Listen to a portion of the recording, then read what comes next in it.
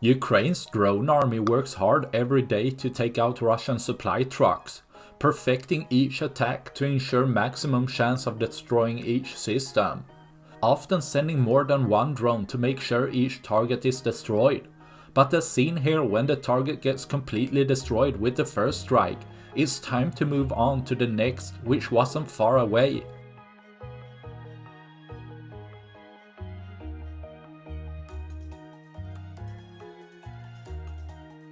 Diving in low to strike another truck head-on a few hundreds of meters away, stopping 2 deliveries to Russian troops, destroying another of Russia's supply trucks, leaving 2 less for tomorrow. That's all I had for this video. Please like and subscribe for more.